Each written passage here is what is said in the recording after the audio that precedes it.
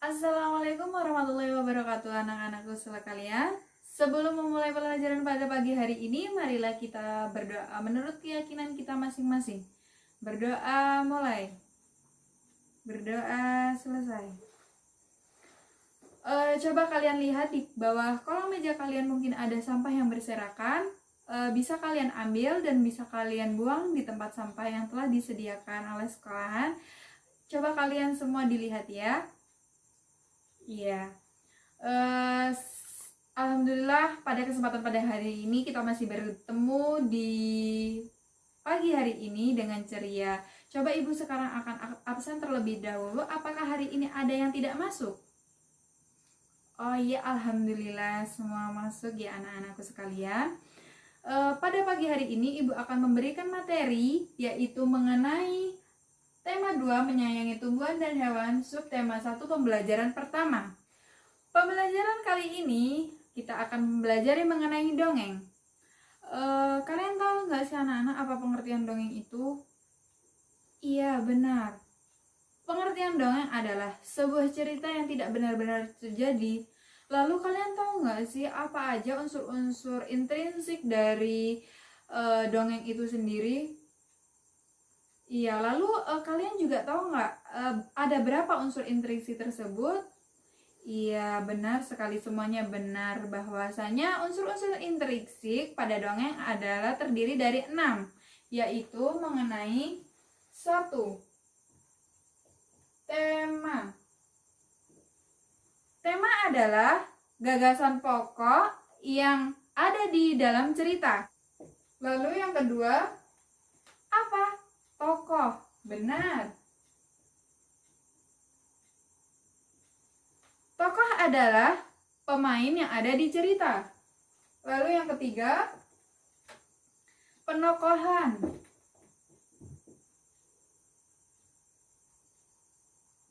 Yaitu apa anak-anak? Karakter atau watak tokoh di dalam cerita itu sendiri. Lalu yang keempat, alur. Benar sekali. Alur adalah peristiwa yang terjadi atau jalannya cerita. Lalu yang kelima, latar. Benar. Latar adalah suatu yang mengenai waktu atau suasana maupun tempat di dalam cerita itu sendiri. Lalu yang keenam, amanat. Benar sekali kalian. Amanat adalah pesan moral yang ingin disampaikan si penulis pada si pembaca. Lalu berikutnya, jenis-jenis dongeng.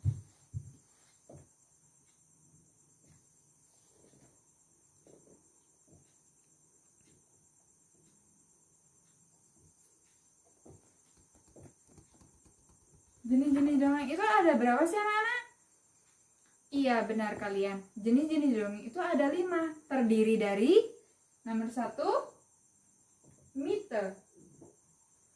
Yaitu dongeng yang berisikan tentang makhluk halus. Lalu yang kedua, sage.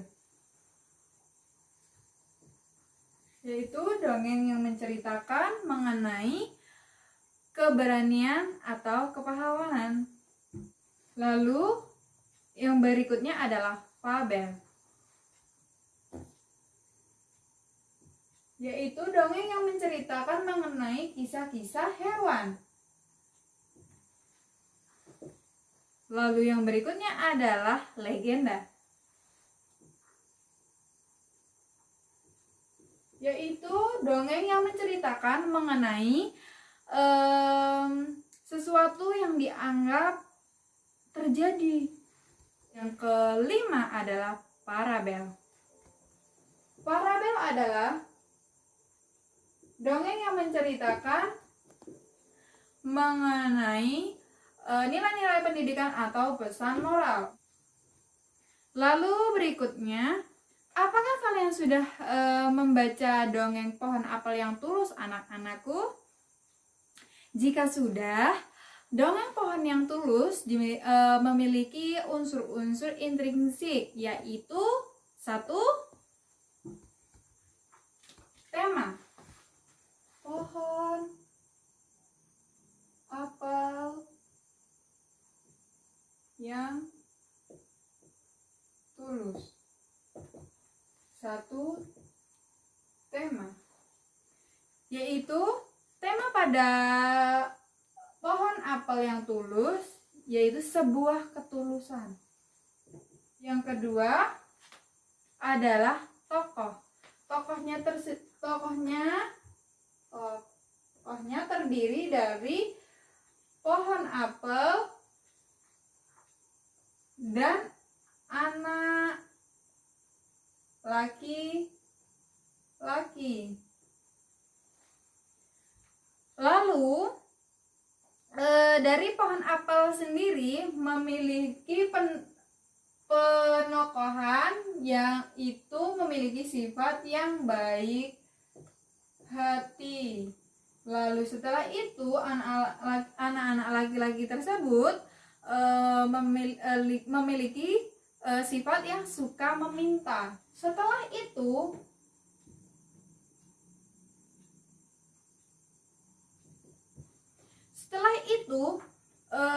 alur atau latar tempat terlebih dahulu ya, sebelum alur, latar tempat. Anak-anak dalam pohon apel yang tulus, iya benar sekali, di kebun. Lalu selanjutnya alur. Alur pada pohon apel yang tulus memiliki alur maju. Setelah itu amanat pada pohon apel. Amanat pada pohon apel, kita harus menyayangi seseorang dengan tulus tanpa mengharapkan imbalan ya anak-anak. Lalu pada materi pohon apel yang tulus ini Ibu anggap sudah selesai dan Ibu akan melanjutkan lagi mengenai jumlahan yang hasilnya sama dengan ruas kanan dan kiri.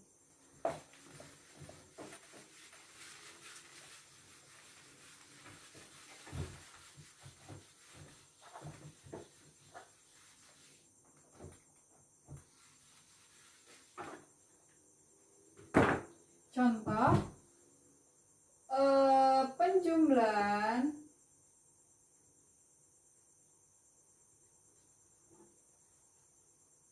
sama dengan ruas kanan dan ruas kiri. Contoh nomor 1. 35 ditambah 15 sama dengan 50. Lalu dibalik ke ruas kiri, 15 ditambah 35 sama dengan 50. Jadi 35 ditambah 15 sama dengan 15 ditambah 35 sama dengan 50. Contoh yang kedua.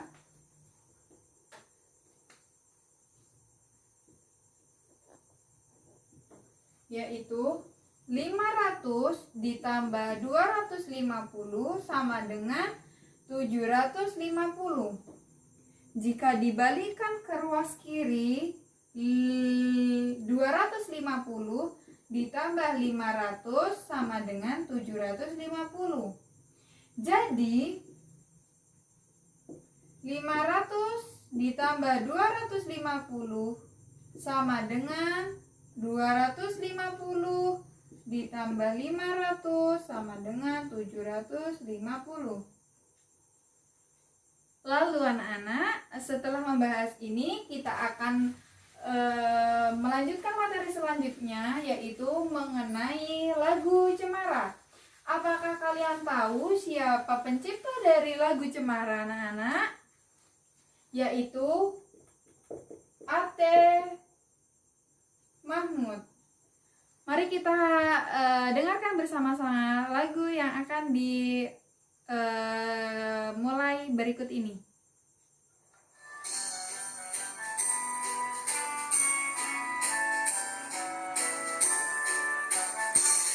Cemara pohon ranting, daunnya halus langsing, bergerak-gerak kian kemari seperti tangan penari.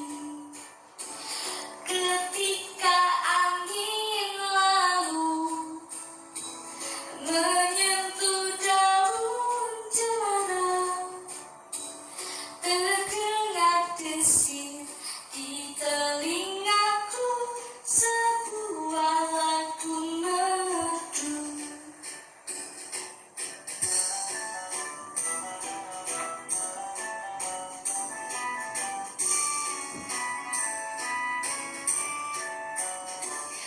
Cemara pohon ranting, daunnya halus langsing, bergerak-gerak kian kemari seperti tangan penari. Ketika angin lalu menyentuh daun cemara, terdengar desir di telingaku sebuah lagu merdu. Terdengar desir di telingaku sebuah lagu merdu.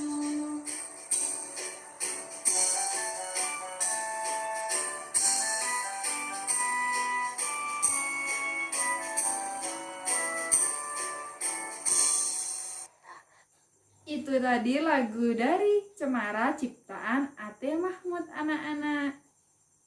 Itu tadi lagu ciptaan Ate Mahmud.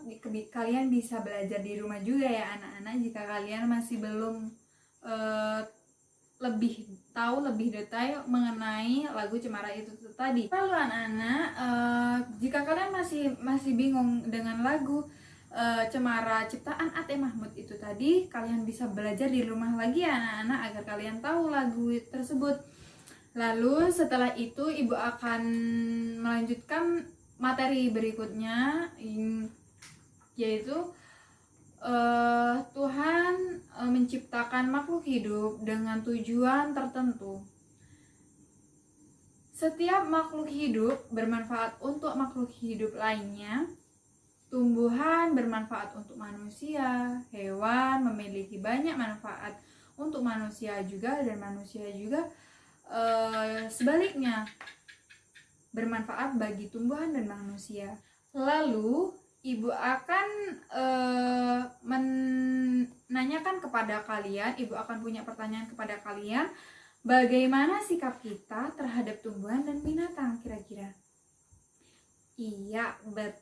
Sikap kita yaitu harus saling menjaga keberadaannya. Kita tidak boleh merusak tumbuhan dan hewan di sekeliling kita, anak-anak. Lalu sikap kita bersyukur kepada tumbuhan atau hewan itu dapat kita rasakan. Selain itu sikap bersyukur bisa kita tunjukkan dengan cara mengucapkan terima kasih kepada seseorang yang telah membantu kita. Misalnya, kita berterima kasih kepada orang tua kita karena sudah dibesarkan dengan baik, anak-anak. Lalu kita berterima kasih kepada teman, misalnya kita diberi apapun oleh teman, mereka memberikan apapun kepada kita, kita harus mengucapkan terima kasih. Lalu orang yang bersyukur adalah orang yang memiliki sikap rendah hati, dan sebaliknya anak-anak, orang yang tidak bersyukur adalah orang yang sombong. Lalu anak-anak, pertanyaan berikutnya, bagaimana cara kita berterima kasih kepada tumbuhan? Iya, benar sekali, yaitu merawat tumbuhan dengan baik, misalnya diberi air, diberi pupuk, diberi sinar yang cukup, sinar cukup matahari ya anak-anak. Lalu berikutnya, pertanyaan berikutnya, bagaimana cara kita berterima kasih kepada tumbuhan? Sudah, berarti kita bagaimana cara kita berterima kasih kepada hewan anak-anak? Iya benar, dengan cara kita merawat, menjaganya, memberi makan, memberi minum, dan hewan tersebut kita sayangi sebagaimana kita menyayangi makhluk hidup sesama kita anak-anak. Lalu anak-anak, orang yang pandai bersyukur akan disukai oleh Tuhan dan teman kita anak-anak. Lalu berikutnya, bentuk lain dari sikap bersyukur adalah selalu menjaga kesehatan. Menjaga kesehatan bisa dilakukan dengan cara rutin melakukan olahraga. Dengan berolahraga, tubuh kita akan lebih segar. Lalu berikutnya, bagaimana sih gerakan memutar atau meliuk ke kanan dan meliuk ke kiri, meliukkan badan, itu bagaimana sih anak-anak? Gerakan memutar atau meliukkan badan memiliki fungsi anak-anak, yaitu ibu akan sebutkan, yaitu satu, melenturkan tubuh, otot, yang kedua otot tidak kaku, lalu yang ketiga melancarkan peredaran darah. Benar anak-anak. Lalu bagaimana sih cara untuk agar dapat kayak meregangkan tubuh, lalu melancarkan peredaran darah dengan benar? Misalnya nih contoh, kita bisa meliukkan badan ke kanan, ke kiri, lalu lari cepat, lari kecil. Lalu kita dapat banyak sekali melakukan aktivitas lainnya, olahraga yang kalian sukai pastinya. Hari ini, pemaparan pada hari ini mengenai tema 2, Ibu tutup terlebih dahulu. Tapi apakah kalian ada pertanyaan untuk materi pada hari ini? Iya sudah, jika tidak akan Ibu tutup, dan terima kasih untuk hari ini telah bersama Ibu pada materi hari ini. Kurang lebihnya Ibu mohon maaf. Wassalamualaikum warahmatullahi wabarakatuh.